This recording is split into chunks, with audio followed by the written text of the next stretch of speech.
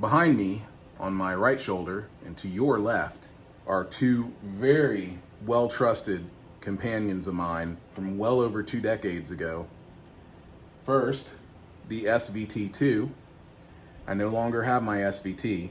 I sold it. SVT3 is the other one. In the beginning of the touring, I did not like moving around a 1973 SVT, so that quickly came to an end, and I started moving around with this SVT2. I was told was a 1980, but I don't know, anywhere in the 80s. It's not 90s, that's for sure, because I think by the 90s they started doing the Pro thing.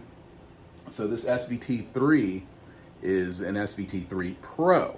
So it has some extra things to it, and it works out really well. It's a lot easier to carry around. It's a solid state amp. Of course, this SVT2 is a tube amp.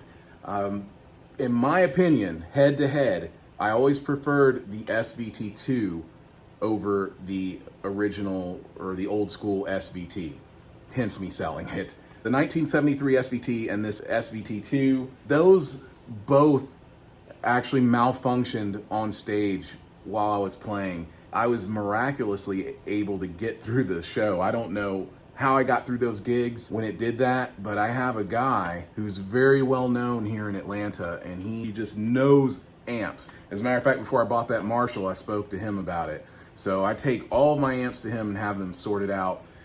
This amp, I loaned this SVT3 to a childhood friend and also a fellow musician friend of mine. Generally, I wouldn't let people borrow my gear, but I let him borrow it because we grew up together. Something happened while it was under his care, and he had to take it in, and he fixed it. Jeff also reworked the Ampeg SVT2 as well as my old 1973 SVT. Let me go on and move on.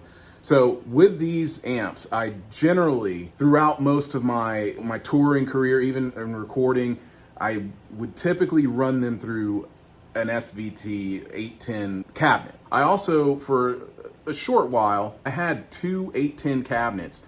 All that said, this amp has been awesome to me, the SVT2. It's been great. It's also a great recording amp. It sounds identical to me. Sounds just like an old SVT. You can get it to do all the things an old SVT can do.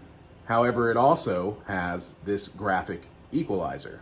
So you've got that graphic EQ there, and the SVT3 is the same situation. It sounds like an Ampeg. They use the exact same system, the preamp system that they used in those old SVTs. So they would preach that over and over and over. And this was back in the days when people played vintage gear, but I got into the whole vintage gear thing before it really took off, before people started asking outrageous prices for vintage gear. And I'm glad for it, because I wouldn't pay the prices that people ask for this stuff today. There's no way I would do that. So I consider some of these things that I have, especially this was actually given to me. The studio that got robbed, the owner of that studio, not robbed, burglarized. The owner of that studio said, listen, if you can get another SVT3, that's fine. I'll take care of it. But in the meantime, I highly suggest that you try this. So he brought me this amp. There's something about that sound. It just blows everything away. But so does the SVT3. There's something about tube power that makes it super special. And there's a warmth to it that most people really gravitate towards, and including myself. So I see its uses, but I'm really not interested in moving it from this position right here. I'm gonna leave it here, and I'm gonna let you guys hear the differences between the SVT2 and the SVT3, okay? And I may, if I feel up to it, I may let you guys hear some of the logic, some of the some of the Ampeg plugins, and see what you guys think about that as far as the tone and the sound. All right, let's get into it. So it turns out that the SVT3 is malfunctioning. It has low volume. So right now I'm gonna take back that Jeff worked on that amp, because if Jeff would have worked on this amp, there would be nothing wrong with it. I'm telling you, this guy's worked on other amps for me, never had a problem out of them again. I'll do the best I can with it, but just wanted to let you guys know that the show must go on. So here we go. This is test number 1, and I'm gonna keep it very basic so you can kind of hear the tone really well. So I'm going to do an EADG first. Oops. Once again.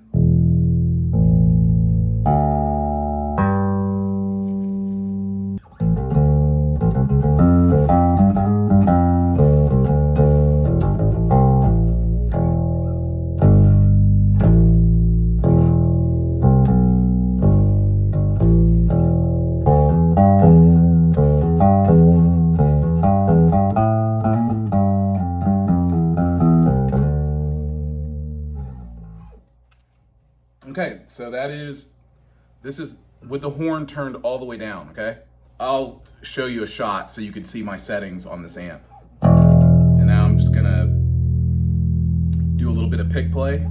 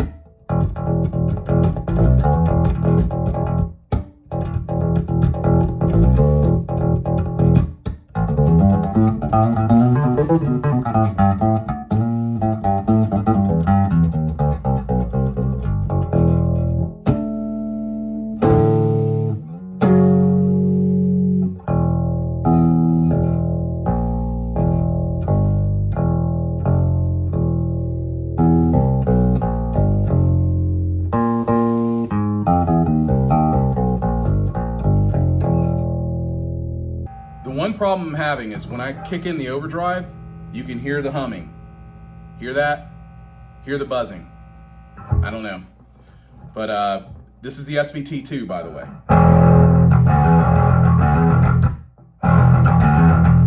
Okay, now the horn is turned to the 12 o'clock position in the back of the amp. So this is a 115 cabinet, once again, Ampeg SVT2, Ampeg 115 with a horn cabinet, okay? Here we go. A lot more, when you turn the horn up, you get it. On this P bass, I have both the volume and the tone turned all the way up.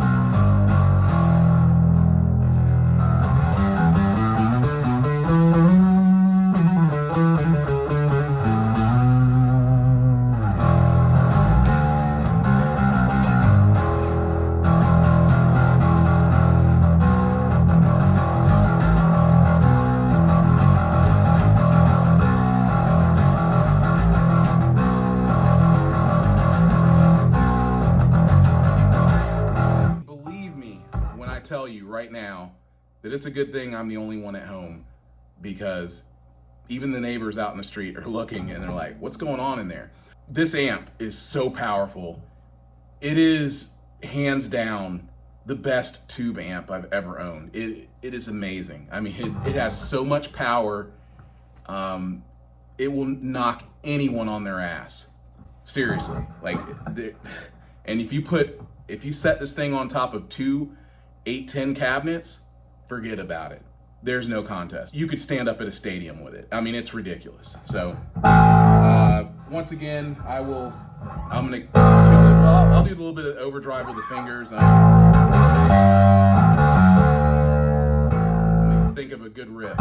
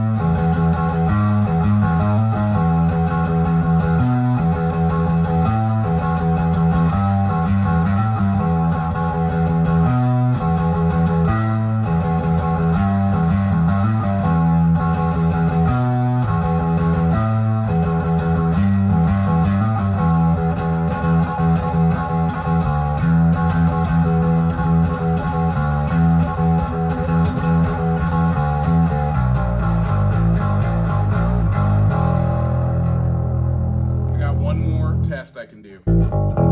This is clean with the horn on.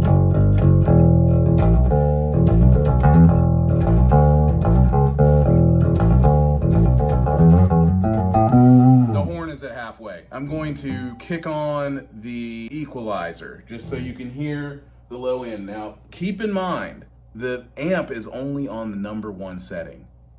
I mean, it is unbelievably loud, unbelievably powerful too. All I did was I barely turned the volume knob so that it would completely line up with the number 1. So it wasn't even at number 1. Here it is at number 1, right on the line. Whoa! I mean, I'm not kidding. I wish you guys could feel that with me.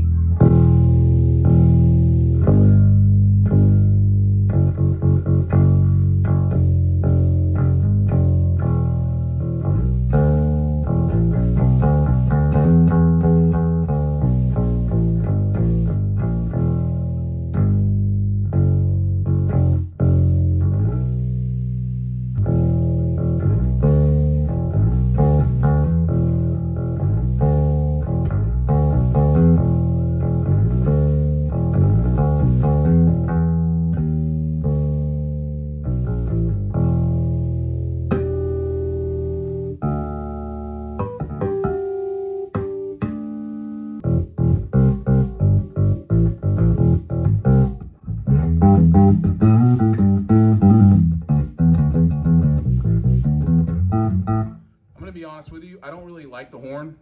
I don't like it. Most of the time that I played through Ampeg cabinets, I did not have a horn. I played through those 810s, as I told you. Didn't mess around with the horn until getting the 115 cabinet. Once again, here it is, horn completely turned down.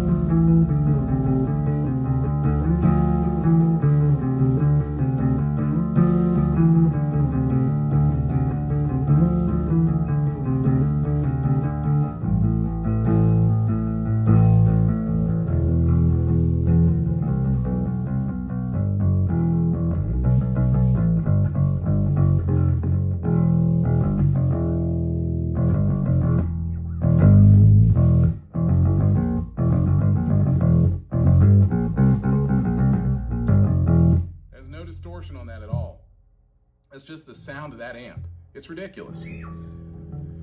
Anyway, that was the SVT2 through a 115 cabinet, most of the time without the horn. I'm playing through a 1966 Fender Precision bass. I will do more demos with other basses so you can hear the greatness of Ampeg and the tone that you get out of it. Over and out. Oh man, here they are. Look at that. All that stuff. Those are all mini DV tapes. I've got a ton of footage to share. And this doesn't even count all of the stuff that I started doing digitally 20 years ago. I've got tons, like literally 3 decades worth of video footage to share with you guys, and I'm totally excited about it.